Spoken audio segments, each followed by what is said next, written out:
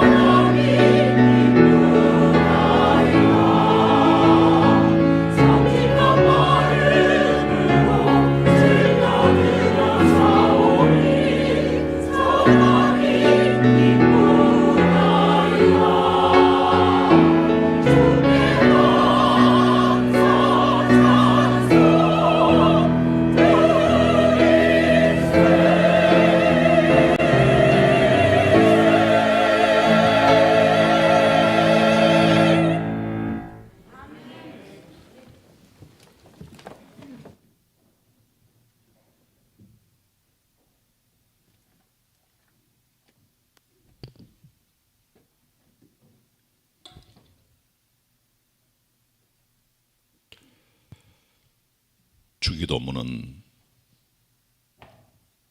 하나님의 뜻과 나라를 구하는 상향적 기도와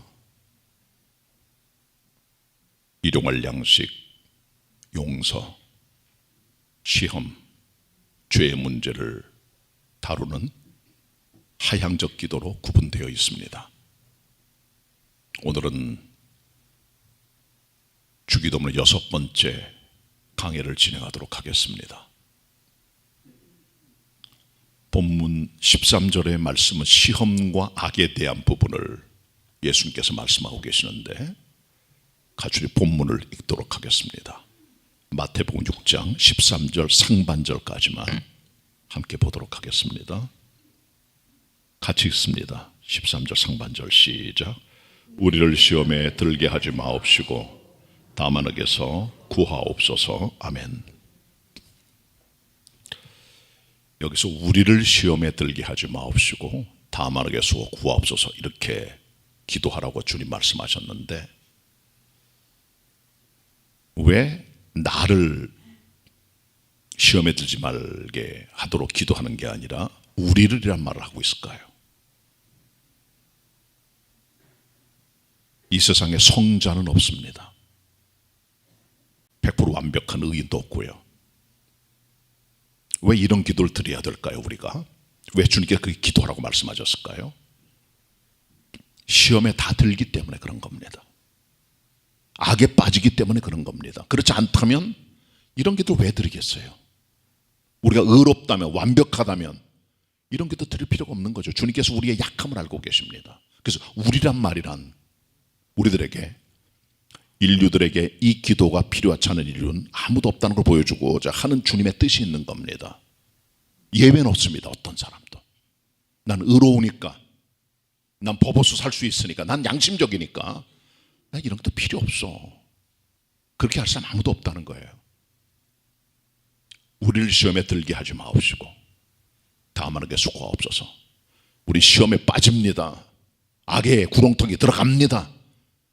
그런 우리들입니다. 예외가 없다는 거죠. 아무리 고매한 사람도 아무리 대단한 사람도 도망칠 수 없어요. 여기서부터 예외는 아무도 없습니다. AD 3세기부터 5세기경 이집트와 사하라 사막 지역에 사막 교부들이 살았어요. 이분들은 사막 깊은 데 들어가서 고난 중에 하나님을 바라보고 기도하며 살았던 그런 분들인데 그 사막에 있는 교부 중에 한 사람이 사막에 들어가서 기도원을 짓고 거기서 수도원 원장이 됩니다. 어느 날 기도하고 나왔는데 제자 하나가 와서 소식을 들려주는 거예요. 원장님의 동생이 알렉산드리아 교회 주교가 되었습니다. 주교는 감독을 말해요.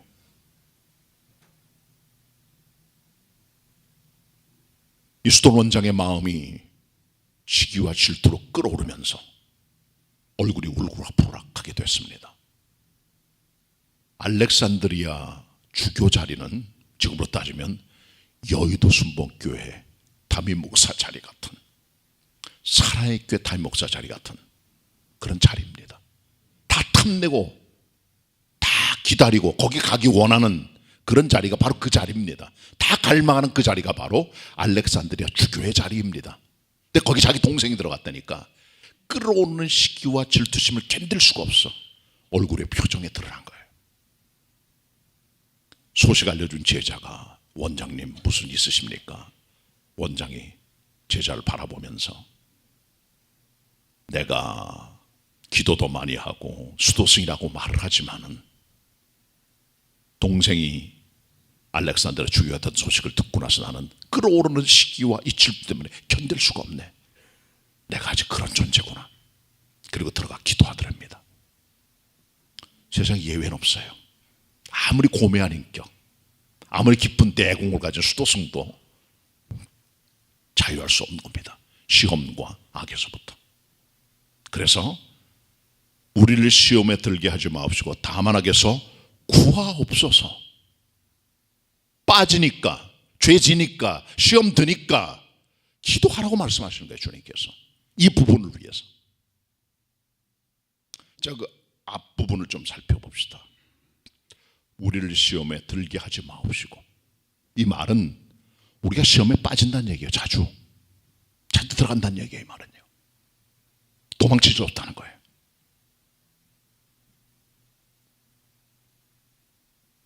여기 나오는 시험이란 말은 어떤 영어 성경은 temptation, 유혹이라고 번역했어요. 잘 번역했습니다. 이 본문은 페이라조라는 말입니다. 시험이라면 페이라조라는 말은 두 가지 뜻이 있어요. 하나님께서 주시는 시련으로서의 시험, 또 하나는 사람을 유혹하는 마귀의 유혹으로서의 시험. 한글은 똑같이 시험이지만 그러나 내용이 다른 거예요. 이 두 가지 의미가 페이라조란 말이 성경에 교차적으로 혼용돼 쓰임받고 있다는 것을 읽을 수 있어요. 이 본문을 주의한 장깔뱅 목사는 이 시험을 두 가지로 말합니다. 페이라조란 말의 쓰임상 똑같아요. 보니까 먼저 하나님께서 주시는 테스트, 시련으로서의 시험이 있다는 거죠. 이 시험은 하나님께서 우리를 시련 속에 집어넣으셔서 고통과 어려움 중에 하나님의 자녀인 것을 알 수 있도록 깨달음을 주시고, 우리를 훈련시켜 든든한 그리스도의 종이 되게 만들고, 우리 속에 있는 깨끗지 못한 것들을 정죄해 나가도록 하는 하나님의 방법이라는 거죠. 이를 통해 우리는 탐욕과 교만을 경계하고 물리치게 되는 거죠.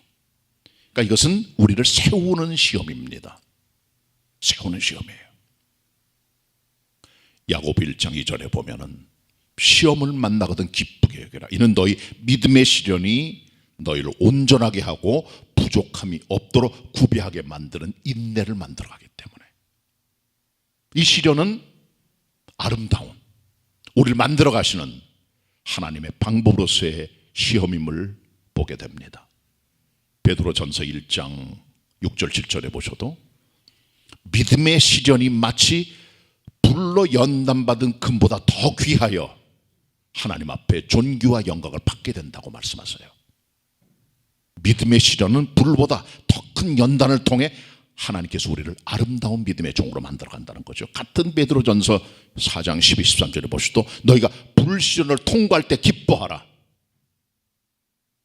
주님께서 영광 중에 나타나실 때 함께 기뻐하게 하려 함이라. 그렇게 말씀해 주고 있어요.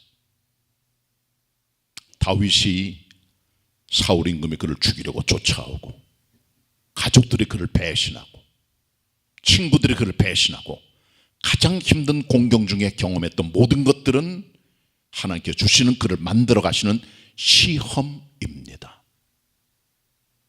욥이 경험했던 아픈 삶의 재앙과 고난들, 아들들, 딸들이 다 죽고, 재산들이 다 날아가고, 종들이 다 죽거나 사라져버리고, 기업이 깨어지고, 가정이 깨어지고, 아내는 그를 저주하고, 온몸에 병이 들고, 그런 걸 통해 하나님께서 선을 만들어 가시는 욥을 향한 주님의 방법도 시험입니다. 유혹이 아니에요. 유혹이 아닙니다.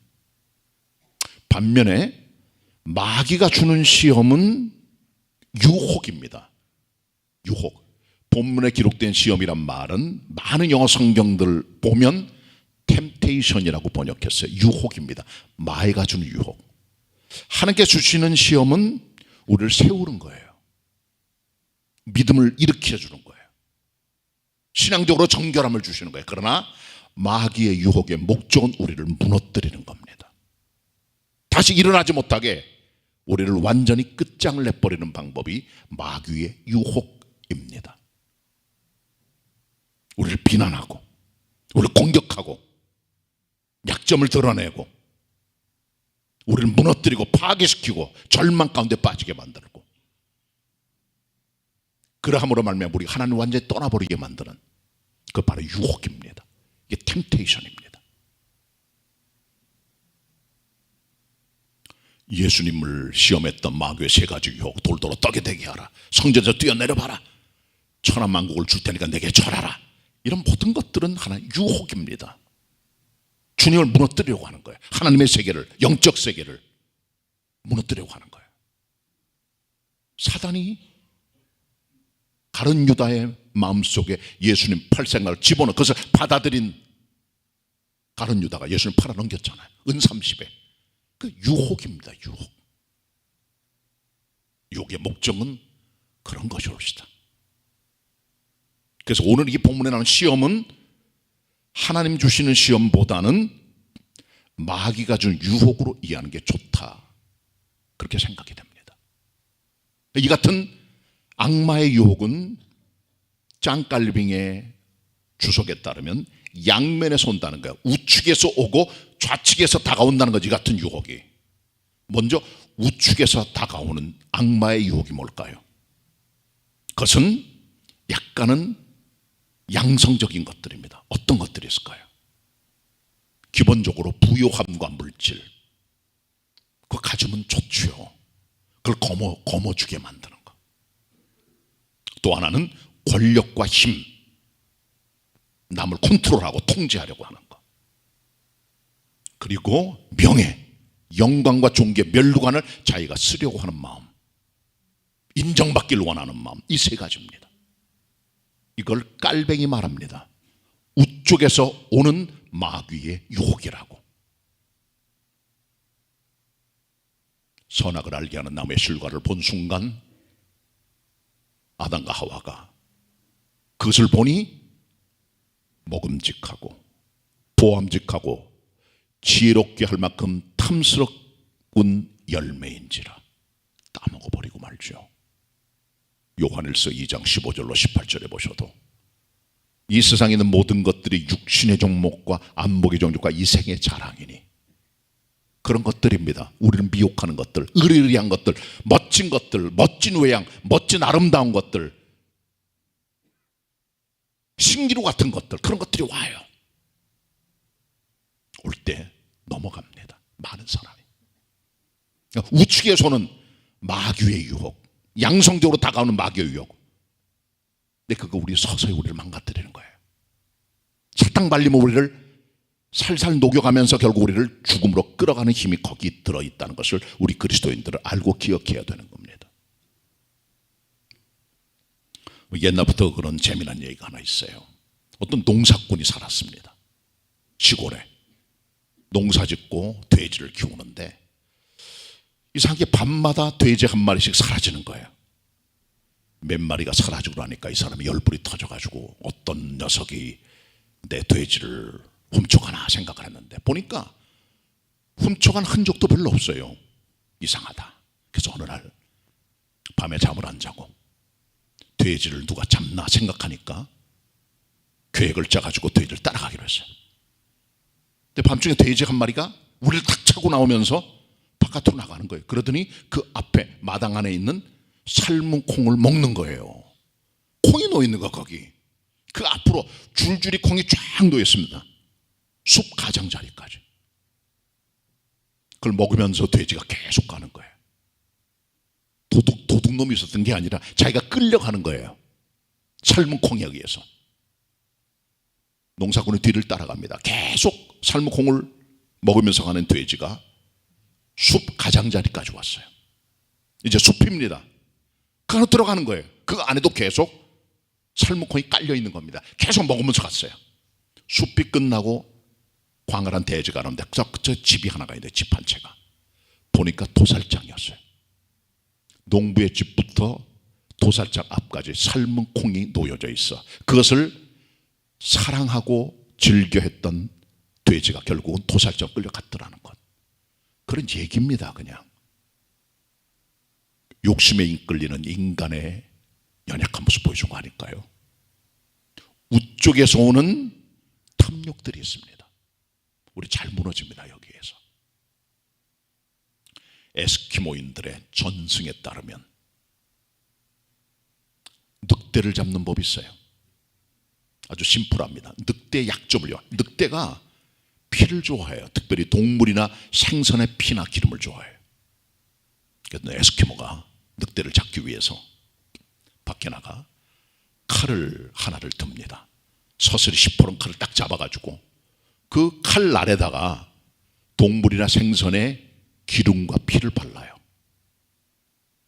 영하 몇십 도입니다. 꽁꽁 얼어붙습니다. 거기다 또 피와 기름을 발라요. 더 굳어지죠. 점점 커집니다.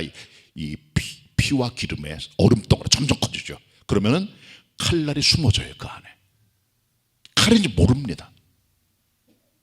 이제 다 얼렸을 때가 딱 됐을 때 칼을 거꾸로 잡아서 칼집을 땅에 꽂고 칼날을 위로 나오게 해요. 피와 기름 냄새가 납니다. 비린내가. 머리서부터 늑대가 그 냄새를 맡습니다. 피를 워낙 좋아하니까 가까이 옵니다. 자기가 좋아하는 동물과 기름의 피와 기름이에요. 그걸 혀를 가지고 핥습니다. 맛있잖아요. 계속 핥아요. 그러다 보니까 기름과 피로 얼려진 것들이 다 녹아내립니다. 점점 칼날이 얇아지면서 칼날이 나옵니다. 그게 칼날인지 몰라요. 왜? 먹는데 정신없는 이 늑대가 계속 핥으면서 자기도 모르게 칼날의 혀가 배예요. 그게 또 계속 맡아요. 계속 먹고 계속 핥고 그리고 자기 피를 먹습니다. 몸에서 피가 빠져나가요. 과다출혈로 늑대가 아침에 나가보면 죽어 있는 거죠. 사단은 우쪽에서 다가와 우리 가장 약한 부요함, 권력, 명예 이런 것들을 공략합니다. 우리 안에 탐욕이 생기게 만들어 그 탐욕이 우리를 이끌어가 죄를 짓게 만들고 우리를 사망으로 이끌고 가게 되는 겁니다. 이른바 야고보 1장 15절의 말씀대로 욕심이 잉태한 즉 죄를 낳고 죄가 장성한 즉 사망을 낳느니라 하는 말씀이 옳습니다. 약한 존재 우리 사람들이요. 이처럼 우측에서 다가오는 마귀의 유혹 그걸 우리를 파괴시키는 거예요.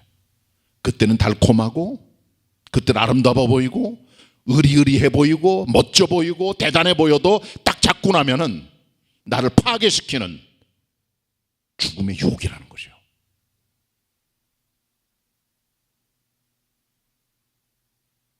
그래서 우리 그리스도인들은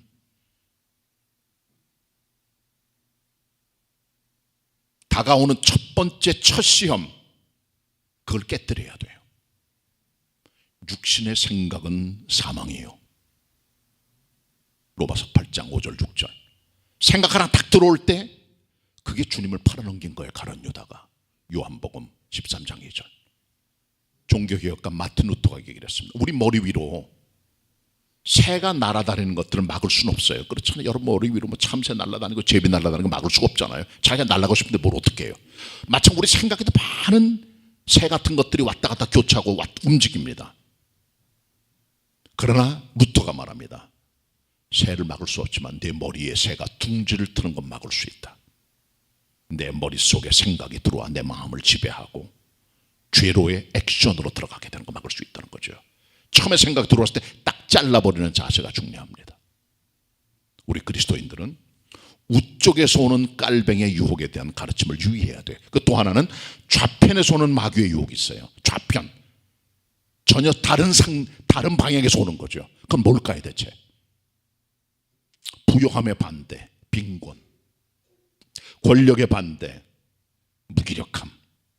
명예의 반대, 수치와 멸시. 마귀는 우리를 이 같은 부정적 방법으로 완전히 깨뜨려 버립니다. 완전히 모든 걸 잃어버리게 만들고 우리를 가난하게 만들고 명성이 무너뜨리게 만들고 모든 걸 다 깨뜨려 결국은 자살하게 하거나 죽게 만드는 마귀의 방법이 있다는 겁니다. 완전히 절망에 빠지게 만들어 하나님을 떠나게 만들고 배신자가 되게 만드는 사탄의 방법이에요. 이 같은 유혹에 딱 빠졌을 때 우리의 마지막은 너무나 처절하며 너무나 부끄러우며 너무나 후회스럽고 너무나 한탄스러운 인생을 걸어가게 되죠. 베드로 보세요. 가룟 유다 비해서 적지 않은 죄를 졌어요. 가룟 유다 주님을 은삼십개 팔아 넘겼잖아요. 그리고 결국은 죄책감 때문에 힘들어하다가 사단의 꼬임에 넘어가 자살하고 말아요. 베드로는 주님을 3번 부인합니다. 주님을 은삼재 팔아넘긴 가룟 유다보다 못하지 않은 죄가 주님을 배반한 베드로 죄죠. 주님을 3번 부인합니다. 그리고 나서 닭이 올 때 그는 통곡합니다. 자기 죄, 자기 부족함, 자기 연약함, 자기의 범죄, 주님을 부인한 그 사건 때문에 후회합니다. 물론 주님의 은총으로 일어나긴 했지만 우리를 좌절시키고 절망시키고 죄를 짓게 만들고 완전히 바닥을 치게 만들어 절망을 끌고 가는 마귀의 좌편 쪽에서의 유혹이 있음을 우리는 알고 물리쳐야 됩니다. 왜 주님께서 우리를 시험에 들게 하지 마시고 말씀하셨을까요? 잘 빠져요. 저희들이요. 다 잘 빠져요. 잘 넘어가요. 자기도 모르게. 하나님을 떠나고 영적 감각이 상실되고 하나님을 떠나게 되고 영적으로 망각이 오게 되고 그런 상태로 와요. 그래서 우리 그리스도인들은 마귀 유혹이 올 때 첫 번에 딱 잘라버리는 자세가 중요해요.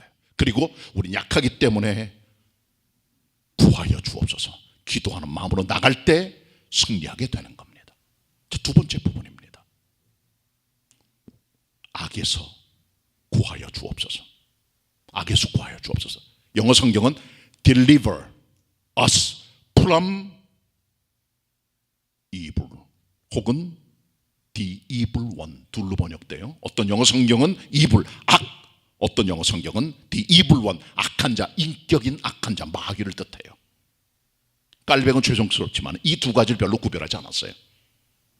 마귀나 혹은 그가 주는 악과 죄나 별 차이는 없다고 말하면서 이 본문을 주에 나가는데 그것도 일리가 있지만 그러나 사탄은 자기가 인격인 걸 숨기려고 해요. 사탄은 존재입니다. 힘이나 파워나 능력이 아니에요. 에너지가 아니에요. 우리가 짓는 죄나 행동이 마귀가 아니에요. 그것을 일으키는 인격적인 어둠의 세력의 대왕, 악마, 어둠의 대왕, 그게 마귀입니다. 거기서 건져내달라고 기도하는 거죠. 악에서 구하옵소서. 구해달라는 말은 우리도 넘어가는 거예요. 자꾸 쓰러지고 넘어지고 자빠지고 깨지고 절망스럽게 되고 하나님을 배반하게 되고 그렇기 때문에 이 길로 들여야 한다는 겁니다. 주님 앞에서. 본문에 기록되어 있는 이 악이란 말은 페네로스입니다. 헬란 말로. 교차적으로 써요. 어떨 때는 페네로스가 악, 어떤 때는 악한 자 둘로 같이 쓰여집니다. 우리는 악한 자를 조심해야 돼요. 악의 뿌리. 우리가 짓는 죄나 악 자체보다 그것을 만들어내고 우리를 미혹하여 넘어지게 만드는 악한 자를 조심해야 돼요. 악한 자가 누굽니까? 마귀입니다. 에베소서 2장 2절에 보시면 공중권세 잡은 자, 불순종의 아들 가운데 역사하는 영, 거역의 영, 반역의 영, 그 영이 딱 들어가면 사람 안에 거역심이 자꾸 생겨요. 모든 게 다 불만이야. 모든 게 다 원망스러워. 모든 게 다 도전하고 싶고 하나님과 권세를 몰라요. 그게 영적 존재입니다. 마귀가 들어가서 그렇게 우리를 미혹하는 거예요. 권세를 딱 잡고 꼼짝 못하게 만들어요. 같은 에베소 6장 12절에 말씀해주고 있어요. 정사와 권세를 잡은 자 마귀는 어둠의 세력을 붙들고 있는 자, 하늘에 있는 악한 영들의 대빵, 이 마귀입니다. 요한복음 8장에 보시면 예수님 말씀에 마귀를 지칭하시면서 이 마귀는 살인자다. 살인자, 폭력자. 또 마귀는 거짓말장녀, 거짓의 아비라, 그렇게 주님께 규정하셨어요. 이 마귀입니다.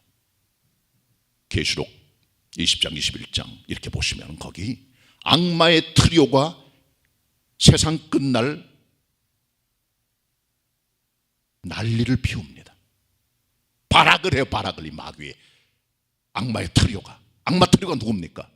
먼저 거짓 선지자, false prophet, 사람을 미혹합니다. 영적으로 이단으로 미혹하고 다른 영, 다른 예수, 다른 복음을 전하게 하고 자기를 광명의 천사로 가장하고 의의 일꾼으로 자기를 만들어내지만 실제로 마귀의 사자들이에요. 고린도서 11장의 말씀. 그게 악마의 추종자, 악마의 에이전트입니다. 그게 거짓 선자예요. 또 하나의 무서운 힘이 있죠. 그게 바로 비스트, 짐승입니다. 폭력자입니다. 사자 같은 존재예요. 이 두 가지를 가지고 믿는 사람을 공격하고 교회를 무너뜨려 갑니다. 그 뒤에 딱 앉아있는 제일 은큼한 마귀, 그게 데블, 세튼, 마귀입니다. 그게 딱 있는 거예요. 이 세 가지는 전부 다 마지막 날 불가용에 타는 못에 들어가 영원한 죽음으로 들어가게 되는 거죠. 이게 어둠의 세력이에요. 히브리서 2장 14절 15절에 보시면 이 악마의 세력을 주님께서 마귀라고 지침하시면서 이 마귀를 죽음의 세력을 잡고 있는 존재로 말합니다. 평생 죽음이 무서워 종노릇하는 사람들을 그 죽음이라고 하는 것을 미끼로 멱살을 딱 잡고 있는 그 마귀, 사망의 세를 잡고 있는 자가 마귀라는 거죠. 우리의 약점을 딱 알고 있어. 너 죽을 거야. 너 약해. 두려움을 주고 무서움을 주고. 그게 마귀입니다. 그걸 공격을 합니다. 그런 것 가지고. 요한계시록 12장에 보시면 이 마귀를 성경은 옛뱀, 큰 뱀, 용, 사탄 마귀로 지칭하면서 그를 온 천하를 꿰는 자, 거짓말장애, 그리고 참소하는 자, 검사입니다. 우리의 약점을 다 꿰고 있어요. 마귀가 우리의 과거, 은밀한 죄, 우리의 마음, 살아온 삶의 모든 것들, 사람한테 숨길 수 있을지 모르지만은 악마는 모든 걸 다 알고 있어요. 그것 가지고 하나님 앞에 우리의 죄상을 기록한 리스트를 딱 가지고 하나님 앞에 우리를 참소합니다. 그래서 성경은 그를 참소자라고 했어요. 믿음의 형제를 참소하는 자라는 거죠. 검사의 칼이 뭡니까? 약점 잡아서 그저 재판관에게 얘기를 하는 거죠. 얘는 이런 죄를 졌으니까 10년 구형이요, 사형이요, 무기징역이요, 구형하고 형을 내리는 거예요. 재판장이 판단할 수 있도록. 마귀는 우리를 어떻게 판단합니까? 어떻게 공격합니까? 참소해요. 계속 공격해요. 하나님 앞에 우리들에게 죽음의 사형을 내리도록 우리를 곤질르는 존재가 이 마귀임을 우리가 알아야 되는 거죠. 우리의 싸움은 그렇기 때문에 혈과 육의 싸움이 아닙니다. 에베소 6장 10절로 18절 보면은 우리 그리스도의 사람들이 마지막 날 마귀의 계획을 대적하기 위해서 하나님의 전신갑주를 입어야 되는데 우리의 싸움은 혈과 육의 싸움이 아니라는 거죠. 피와 몸의 싸움이 아니에요. 악의 세력과 싸우는 영적 싸움이라는 거죠. 디모데 후서 4장 7절 8절대로 선한 싸움이에요. 우리가 싸우는 건 육체 싸움이 아닙니다. 올림픽 메달을 따기 위해서 절제하고 근육 운동하고 날렵한 운동하고 뛰고 일하고 땀 흘리고 적게 먹고 애를 쓰는 거, 그리고 상대방과 경쟁을 벌이고 메달 따게 달려가는 그런 육체적인 싸움, 그런 싸움은 아니고요. 더더군다나 전쟁이 아닙니다. 우크라이나 전쟁, 한국 전쟁, 2차 세계대전, 1차 세계대전, 태평양 전쟁, 청일 전쟁, 러일 전쟁, 요 근래 전쟁들이 많잖아요. 그런 총검으로 싸우는 그런 종류의 싸움이라는 거죠. 그런 게 아니래요. 나라와 나라가, 민족과 민족이, 부족과 부족이, 사람과 사람이, 가정과 가정이, 개인과 개인이 싸우는 그런 종류의 피 터지는 싸움, 주먹의 싸움, 물리적인 싸움이 아니라는 거예요. 어떤 싸움입니까? 혈과 육이 아니라 영적 배틀입니다. 어둠의 세력과 싸움입니다. 그런 싸움은 나동동 쳐져 있는 거죠.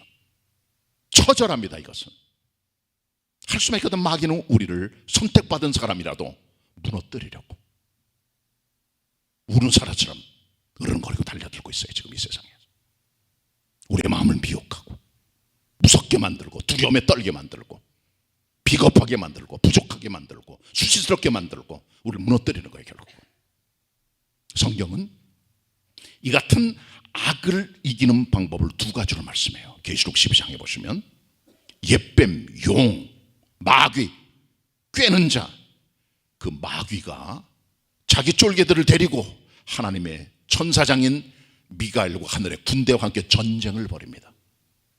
큰 전쟁을 벌일 때 악마와 그의 사자들이 쫓겨나요. 하늘에서부터. 그가 천하를 꿰는 자 마귀입니다. 그가 바로 참소자입니다.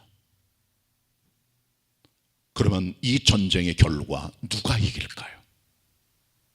성경은 말합니다. 어린 양의 피로 이긴다는 거예요. 첫째, 피입니다. 피. 사단은 우리의 약점을 다 알고 있습니다. 우리의 과거를, 우리의 연약함을 다 알고 꿰고 있어요. 전부 다 하나 앞에 내놓으면 하나님께 또 하신 말씀은 왜? 우리 같은 존재들이니까. 근데 하나님께서는 놀라운 길을 열어주셨죠.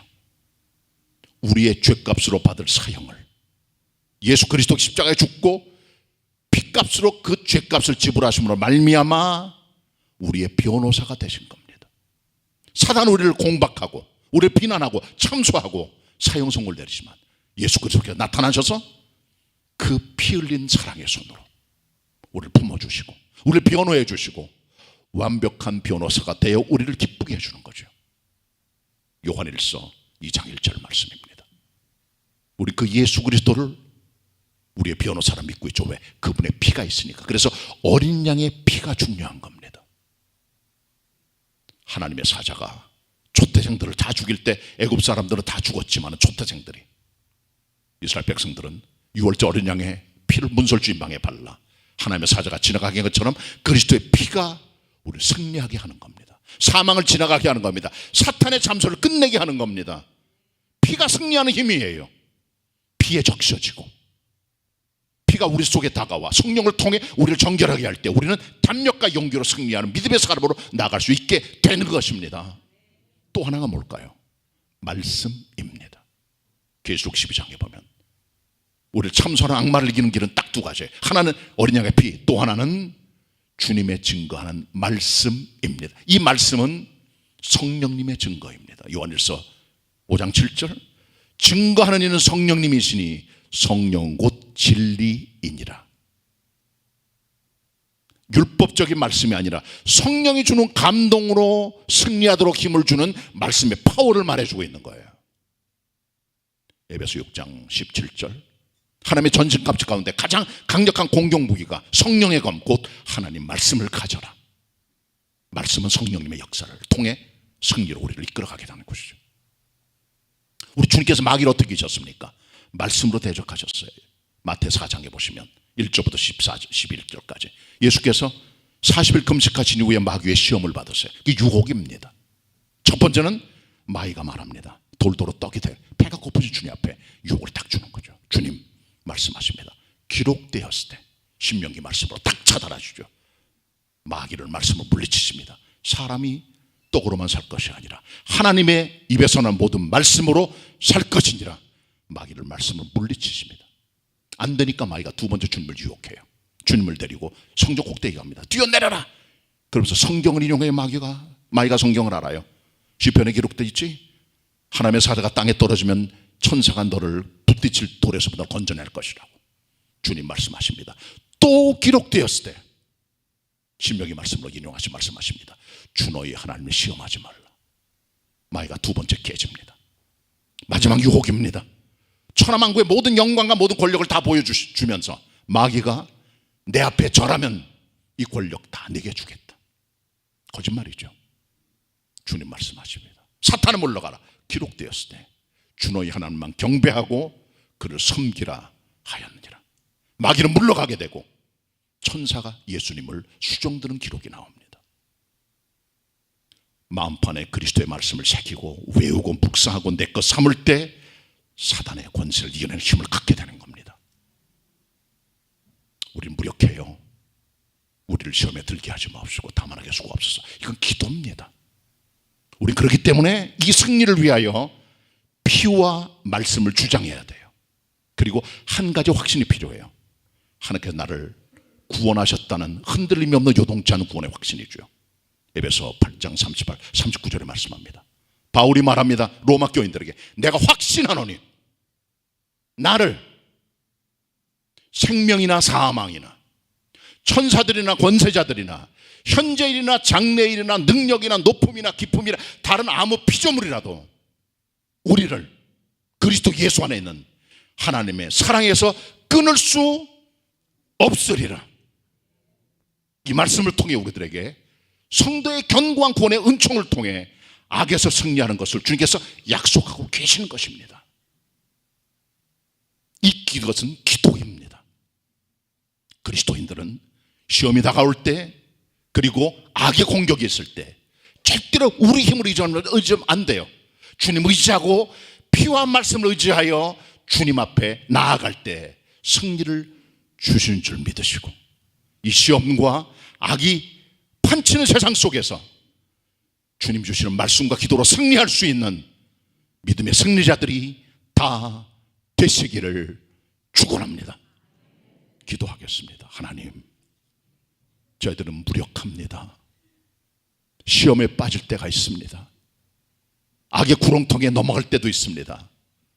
무력하오나 주님, 우리의 도움이 되어 주시고 예수 그리스도의 승리의 보혈과 예수 그리스도의 말씀을 가지고 승리하여 하나님 기쁘시게 하는 신앙과 믿음이 견고하게 되게 하여 주옵소서. 우리를 구원해내신 예수 그리스도의 이름으로 기도드립니다. 아멘.